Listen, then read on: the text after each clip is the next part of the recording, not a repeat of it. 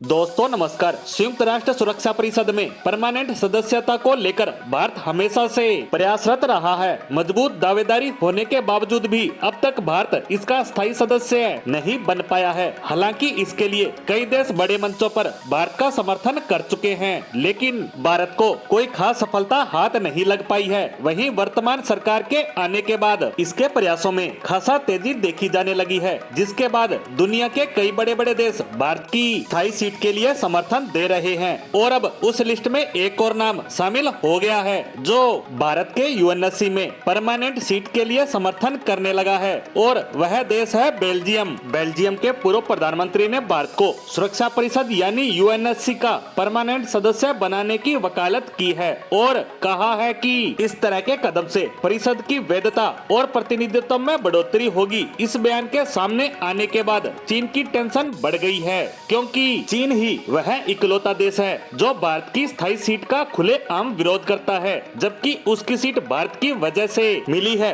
और यह उसे बिल्कुल भी याद नहीं। दरअसल बेल्जियम के पूर्व प्रधानमंत्री ने कहा है कि यूएनएससी को 21वीं सदी के वास्तविकताओं के अनुरूप ढलने की आवश्यकता है। देश ने बहुपक्षीय परिदृश्य में मजबूत स्थिति बना ली है। अगर संयुक्त राष्ट्र सुरक्षा परिषद का विस्तार कर इसमें 5 स्थायी सदस्यों रूस, ब्रिटेन, अमेरिका, चीन, फ्रांस के अलावा भारत और ब्राजील को भी इसमें शामिल किया जाता है तो परिषद द्वारा किए गए कार्यों की वैधता बढ़ जाएगी और ये बेहतर प्रतिनिधित्व करेगा। आप 21वीं सदी की समस्याओं को 20वीं सदी की व्यवस्थाओं और समाधानों से नहीं निपट सकते और संयुक्त राष्ट्र सुरक्षा परिषद को पुनर्गठित करने की जरूरत है, ताकि भारत, ब्राजील और अन्य कुछ उभरते देशों को अपनी बात कहने और निर्णय लेने की प्रक्रिया को प्रभावित करने का अधिकार मिल सके।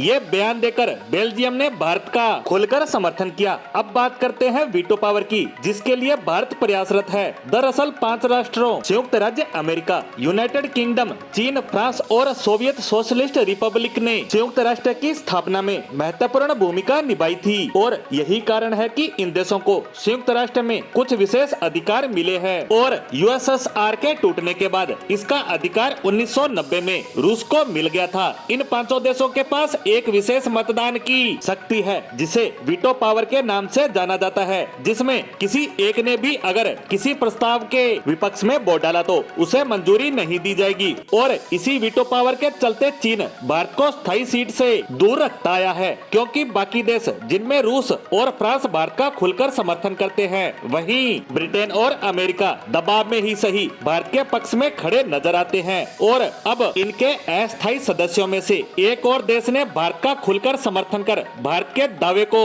और ज्यादा मजबूत कर दिया है। इसी के साथ बेल्जियम से आई इस खबर पर हमारी आज की पोस्ट को यहीं विराम देते हैं। धन्यवाद।